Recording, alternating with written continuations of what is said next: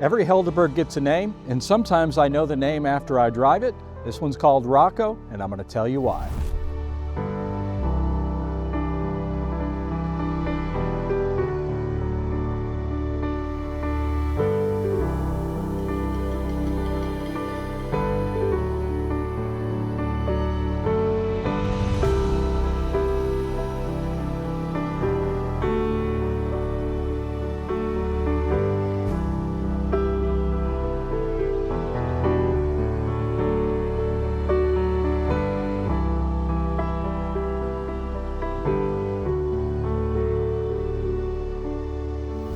So Rocco's like jewelry, and the client, interesting guy, fun guy to be around, and his, let's just say his demand was, Paul, I want something that stands out, I want something that's bold, I want something very interesting. I said, no problem, Steve, I know exactly what you need.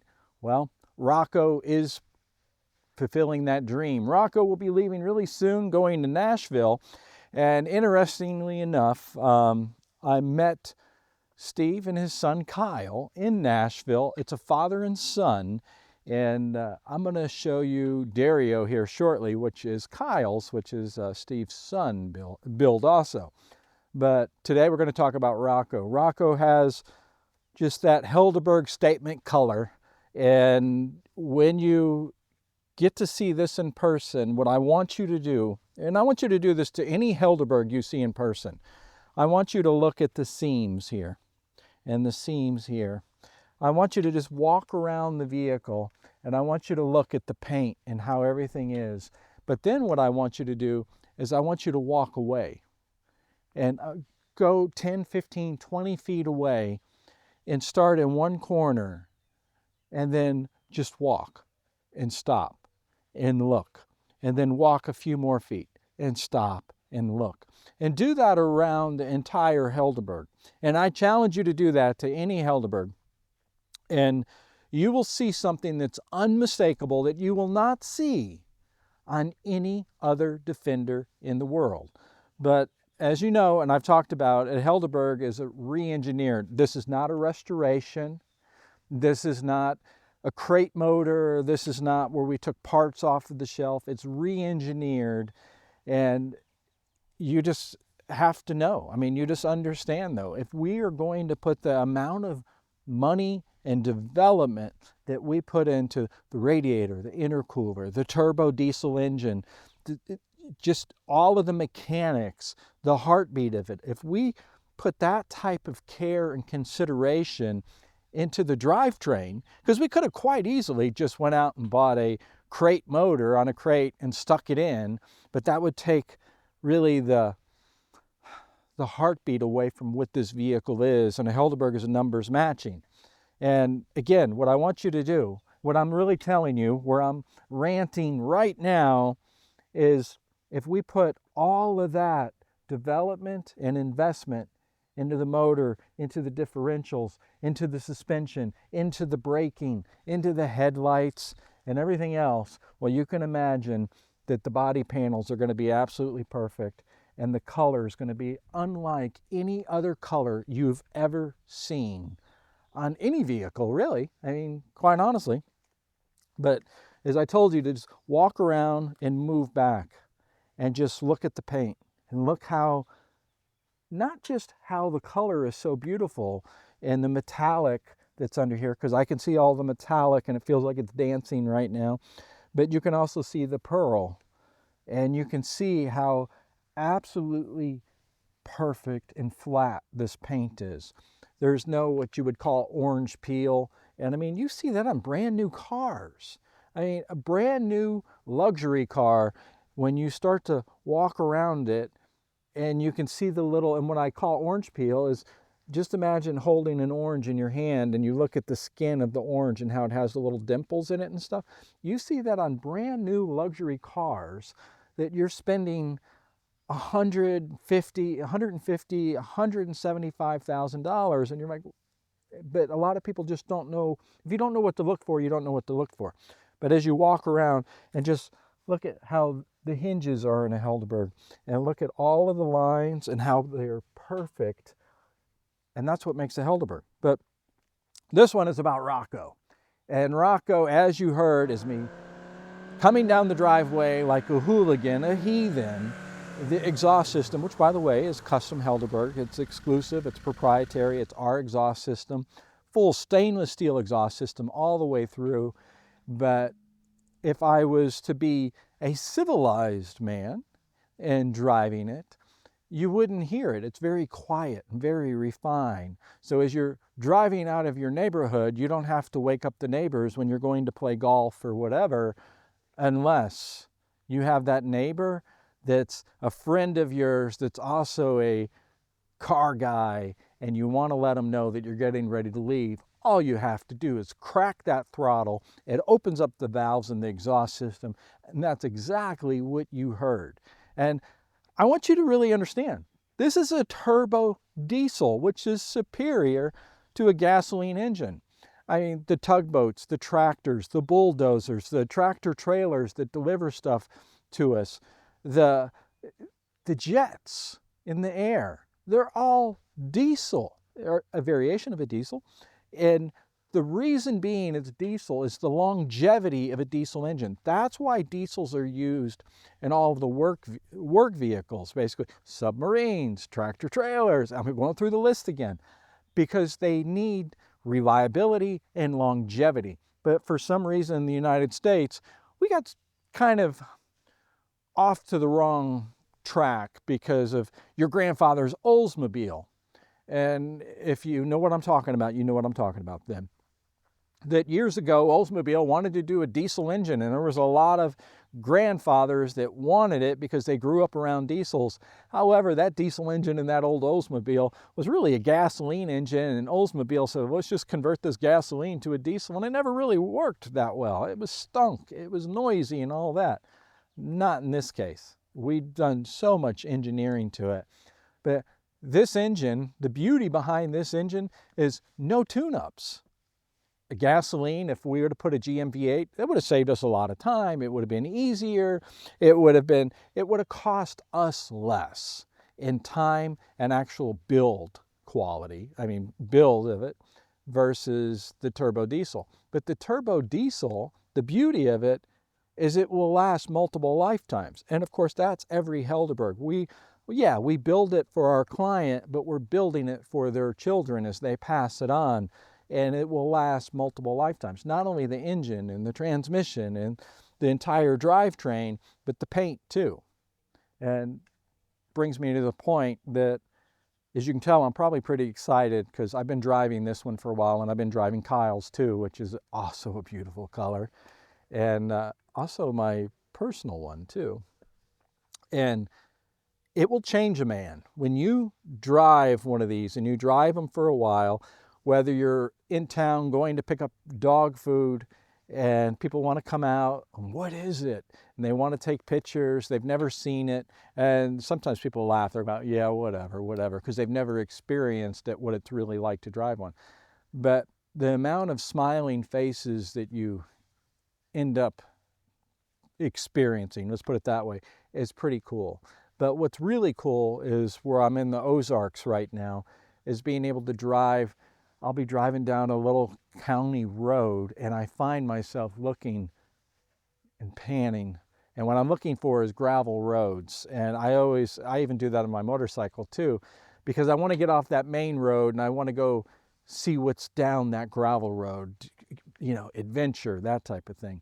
So when you drive it for a while, you feel different. You feel a lot different. It's exhilarating. It's fun.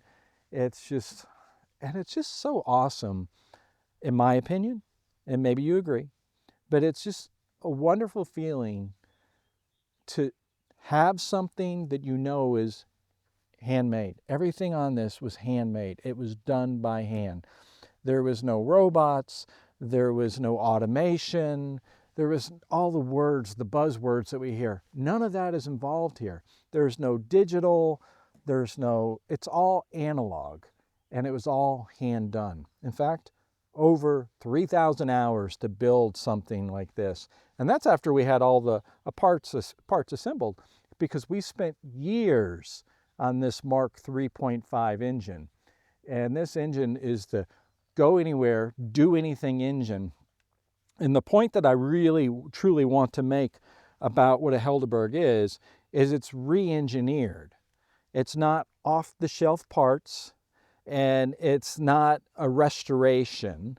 It's, we took the original vehicle, we took the chassis, the frame, and we took the engine block, and we re-engineered it, because the original engineers built this for something very specific. It was built to work on the farm. It was worked to be a police vehicle, a logging vehicle, timber work, an ambulance, a tow truck. The list goes on. It was a working man's vehicle. It's a work vehicle, very industrial and very beautiful, and also very interesting in the sense that you just simply don't see them anywhere. And it's only going up in value. They're not making any more. So what is it exactly? And I get that question a lot of times. Well, this is a 2000 model Land Rover Defender 110. And that's what we start with. We don't use a Chinese body. We don't use Turkish bodies. We don't use Spanish bodies. We hand form our own aluminum. And then of course all the aluminum is the proper gauge, the proper thickness, and it's an entire aluminum body sitting on a steel frame. And then the bulkhead is new. And then the things that we do to the interior, everybody talks about as marvelous, which, by the way, let's go to the interior. Let's talk about the interior. But before I do that, let me point out a few things that I want you to be aware. I've teased you about it before, but just so you know what's coming. We have a new headlight design coming out. This is one of our new bumpers that we have now. We just finished our new braking system, which is out now, that we're putting on the different vehicles. We have our new radius arms.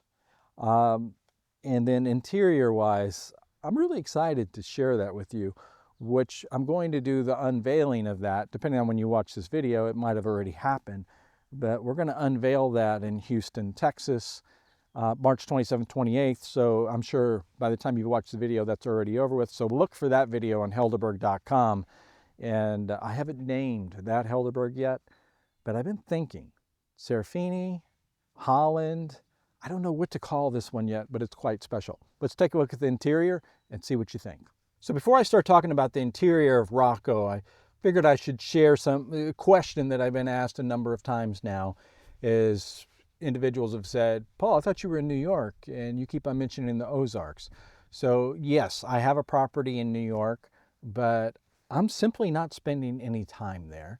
I'm spending the majority of time in the Ozarks. And when I say the Ozarks, I'm referring to Northwest Arkansas is where I'm at. So if you would like to visit and see some Helderburgs in person, it's easy to get here. Again, Northwest Arkansas is where we're at. And, this is my horse farm. And you're welcome to come visit and see what it's like, meaning a Helderburg. That it really is something special. And of course I'm going to say it's special, and I'm full of philosophy today, but this isn't really philosophy. But I think it's important to point out, how did Helderburg really start and why did it start? And the reason that Helderburg started is because originally, many years ago, I bought a classic Defender. And it was, I bought one of those ones that I said, it's an okay price, it needs some work, that's okay, I'm going to do the work, and I'm going to make it what I want it to be. So I bought that classic Defender. Again, this was many years ago. And I continued to work on it. And I started with the simple stuff, interior and stuff, but it was always underpowered. I started doing stuff, with the engine and getting more power out of it. And then I went back to the interior going, all right, well, I got to make it a little quieter inside. And, of course, doing all of those, I wouldn't say common things, because I grew up in my dad's shop. So, I know how to do more than most, let's say. And when it came to, engines and suspensions and all that, because in his shop, it was a repair shop and a body shop. And that's what he did, and that's what I would do, after school, and during the summer I would work in his shop in the various aspects. So that's how it started. But then I said, you know what, I'm going to go to somebody that builds these, somebody that restores them, somebody that's really known. And because at that point in my life, I was able to afford some nice things, and I had one custom built. And I got it, and I loved it for about a week, and well, probably longer than that, really. But it was vastly different than what I expected it to be. And I kept on saying in the back of my mind, if you want it done right, you have to do it yourself. I can do better. I can do better. And I was thinking, wow, I'm being a little arrogant, aren't I? And so that's how it started. I ended up selling that one and going back to my original one and working on that. But there's a video on the website where I give the entire story, so go to that. So, and just kind of learn how Helderburg started. But the Helderburg started simply, just to simply put it, is my passion for classic Defenders. And I wanted to make it a vehicle that I could drive every single day, not a vehicle that I would drive on a Saturday or a Sunday and then park it in the garage and leave it there for a few weeks at a time. I wanted to get up at, when I get up in the morning and I get dressed and I go to the garage, I wanted to be able to drive my Defender. And over the years, I've had a lot of really great cars, Porsches and Ferraris and Bentleys and all that. And I still have a lot of great cars. But I always found myself going back to the Defender for the simple reason, the way it made me feel and the way it reminded me of my dad, and being that it just feels different. So there's the story. Now, let's talk about Rocco's interior. Rocco's interior is, well, of course I'm going to say it, it's beautiful. It is. And so as you look around this interior, you're going to notice the contrast stitching that we've done, that you have the contrast stitching on the dash, slight contrast on the leather.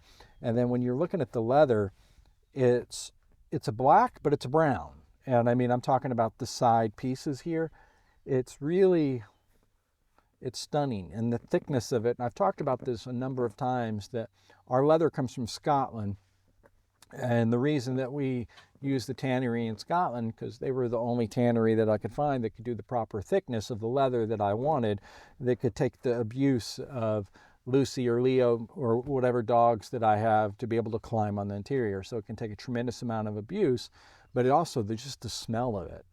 Anytime you experience a Helderburg, you're going to smell that leather, and that's going to happen for a number of years. So the center panel of the leather here is a vintage patina, and it has a coloration, the colors change. It looks like a really elegant Chesterfield sofa in an English library or a cigar bar that's been used for, not abused, but used for a number of years, where it's just taken that beautiful patina on, like leather, like really fine leather will do. And then the black that contrasted it, it's stunning. I mean, I love it. And then the center console itself, I've been asked that a handful of times, but this is a steel center console, and it is a locking center console, so you can keep your valuables in there, your pistol, whatever you want to keep in there. But when we design an interior for a client on a Helderburg, we get measurements.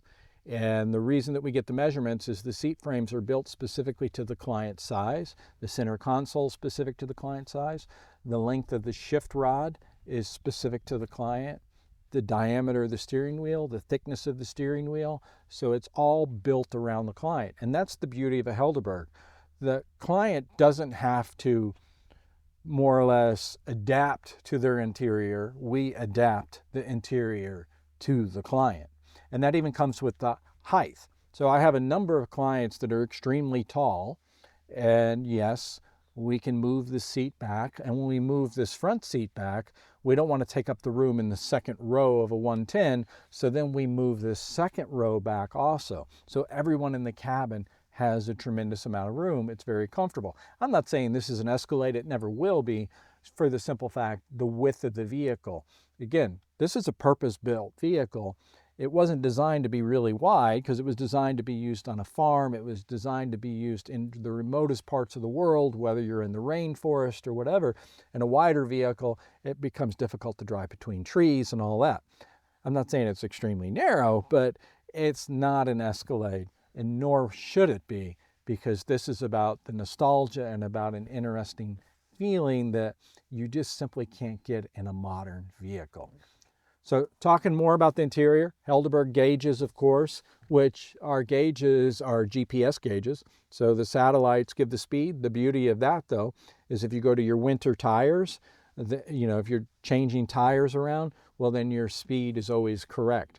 And then if you don't have the steel cables, it's less parts to wear out.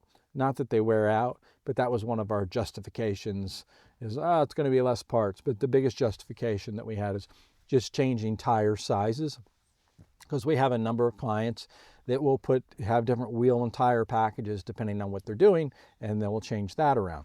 Helderburg gauges are extremely bright, and just so you understand that everything is so thoughtful. At least I spend a tremendous amount of time, I've spent a number of years just thinking about every little thing, and I constantly think about that, and I'm always updating. The point, though, that I'm making about the gauges, it would have been really easy for me to buy some gauges from China or buy some gauges that would go in any car that, Super Hut gauges or any of the popular names for gauges. But instead, I chose to commission Smith gauges in the UK. They're still in existence. They're still building gauges. And to walk through their factory is unbelievable. They are making gauges the way they made them 100 years ago.